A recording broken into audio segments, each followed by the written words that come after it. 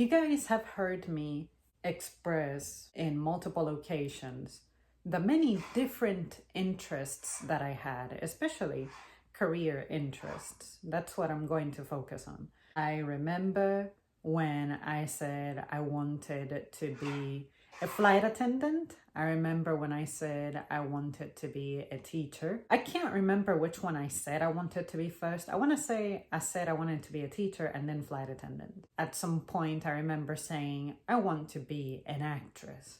Then I said I want to be a judge. Then I also thought, I've never mentioned this one before, but I also enjoyed driving. And then I thought, even if I don't make a career out of this, what I would like to do is learn how to drive even better, especially a vehicle that doesn't feel anything like mine. I thought, what would it be like to be in a driving school of high performance vehicles for an actual career, for real? The final thing I said that I think was extraordinary was open heart surgeon. I don't know what the hell got into me, because I am definitely someone who can be a little upset by smells. Somehow I was thinking about cutting up bodies and getting up in there. But when I said that, I thought about it more from the perspective of that is something that plagues my family. Heart disease is something that has been present in my family. So then I thought, what if I could have the knowledge to fix that curse?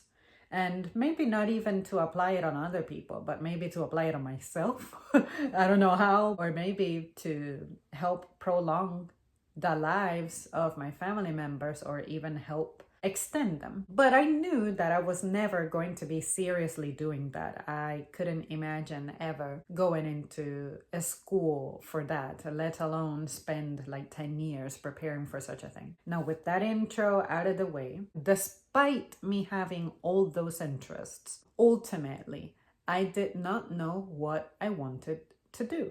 When junior year arrived, when senior year arrived, I thought, I like the idea of those things as my interests and pursuits, but I never committed to any of them. It's as if I wanted to be all of them at the same time without doing them, without actually doing the work. And then it reminded me that ultimately I finished high school not knowing what I wanted to do. One thing I had defined is I was not going to go to college because of how impractical it would be to pay for that shit. But also because I told myself I know who and what I am. I am a very simple person. What career out of those choices would align with me?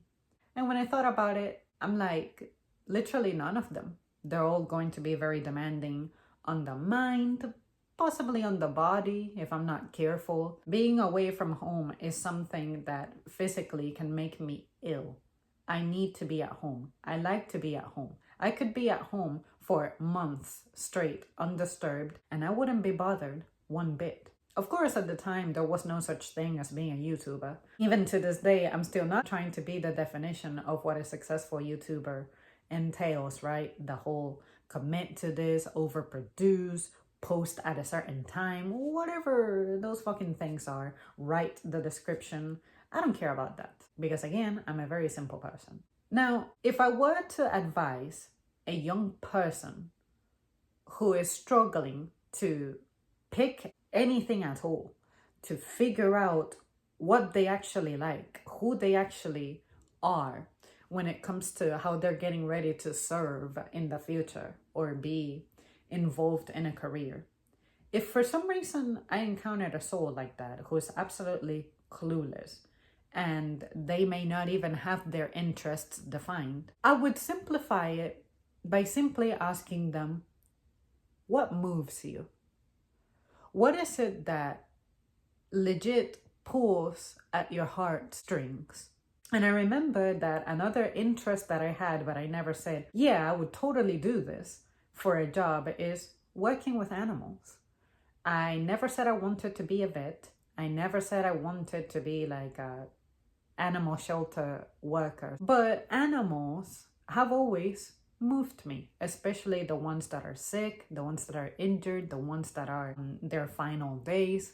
Because I don't know if this is a mistake or not, but I try to apply human logic to their lives. I wonder, are they aware that the end is near? Allegedly, cats exhibit behaviors that hint that they are about to go. They become reclusive. They may have one final burst of playful energy, but it's as if they don't want to be seen in their not so flattering state.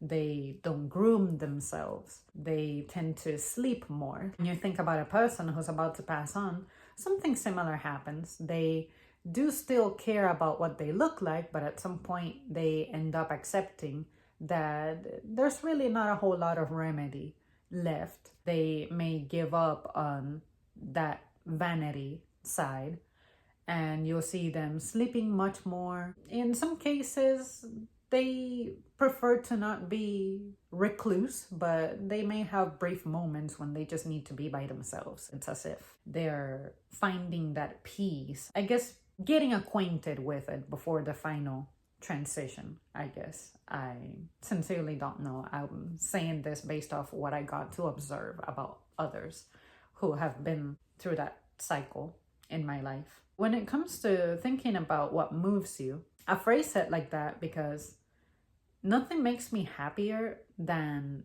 seeing the things that move me play out. Animals and how they feel, their suffering, giving them better lives after they have struggled. That definitely moves me like you have no idea.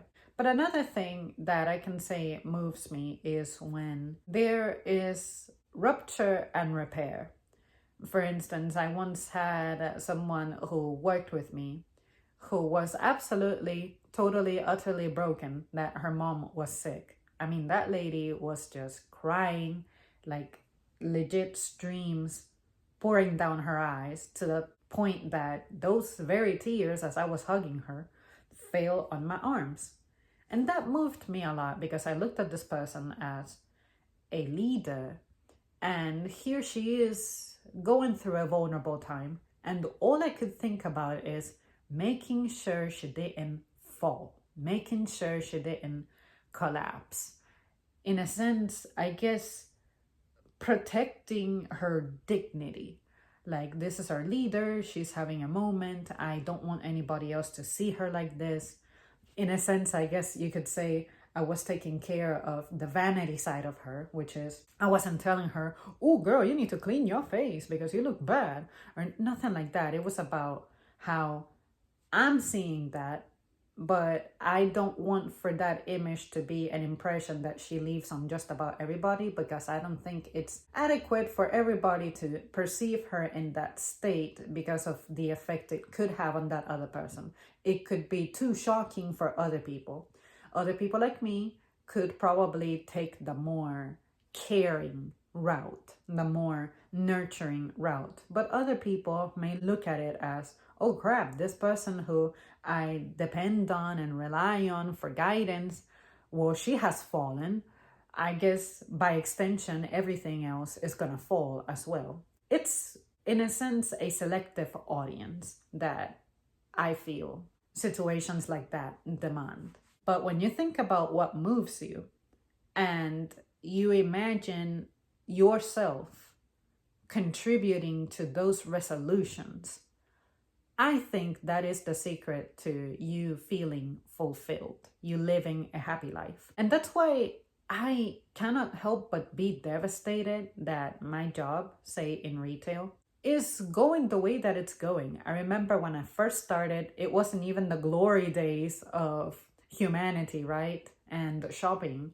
But I just remember how people, sure, they had some evil here and there, but it wasn't as bad. I had far more better days, far more good days that I could go home and be like, I didn't feel like I worked. I feel like I went somewhere to play a part, contribute, and the next squad comes over and continues what I did, and then I'll inherit whatever they did and build from that. That's what it felt like. But now I just feel like I'm continuously in survival mode. My job, you could say, no longer moves me. Originally, it moved me when I could give people a great retail experience by either suggesting to them how to pair things whenever they were clueless about what they were doing, or using my expertise at ensuring that their product makes it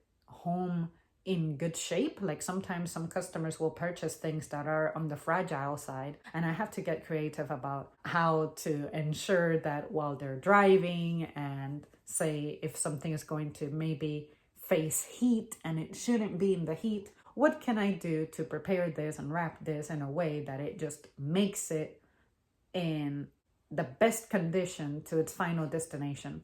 Those little things used to move me. Seeing people's concern over something simple, such as shopping. I wouldn't think that shopping can really be that meaningful, but for some people it truly is.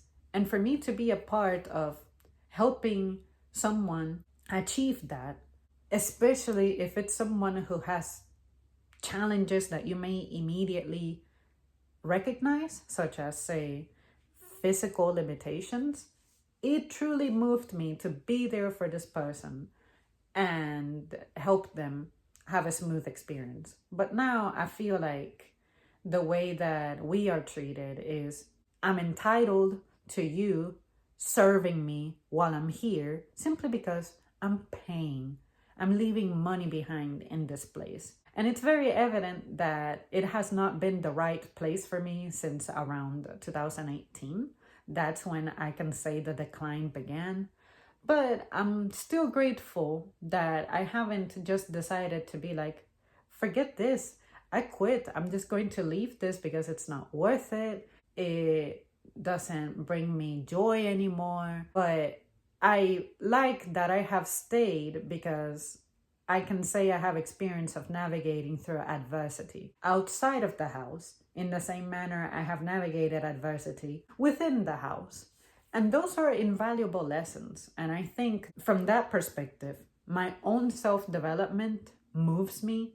And when I recognize somebody who has challenges that I have already overcome, such as being extremely shy, having insecurities, having a low self-esteem, let it be physical or because of how you feel inferior because maybe intellectually your opportunities were different or maybe they were limited. Helping someone turn that around on themselves truly moves me. And then I feel like a classroom, of course, would have been suitable for me to spend my time in. But when I think about it as a worker, it wouldn't have been good for me, especially me as someone who's naturally susceptible to stress, and the demands of that job would not have been right to me, to where I think I would focus more on what it's costing me more than trying to focus on what I'm actually giving back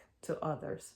And it's something that's pretty tricky to handle. It's something that, again, it moves me to instead now have a degree of liberty with what I do to make a living, to where I don't have any commitment, any loyalty to a, I guess, pillar in society career, but what I do have still brings me the satisfaction that I seek. And animals, even though I don't get to really work with them every day, occasionally there may be someone who I encounter out there in public who is using a pet as an assistant.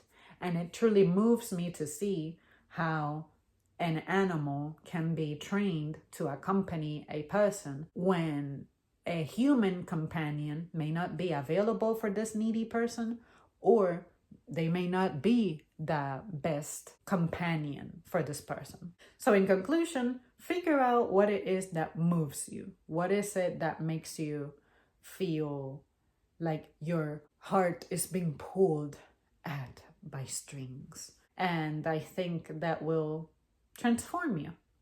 It did for me. And I am one of the most difficult to influence and change people that I know, because boy, is it hard to convince me to do things different. I guess you could say that I'm very conservative in that regard, and I'm more traditionalist. I maintain my own traditions. I conserve my own style with very little to no change. But when I do get to the point where I introduce a change and it truly works out for me, I feel proud that I made the good call. And now I want to see others break from their shell, whatever may be holding them back, and recognize it or help them recognize it and liberate them from whatever is trapping them into feeling their inferiority and the consequences of that.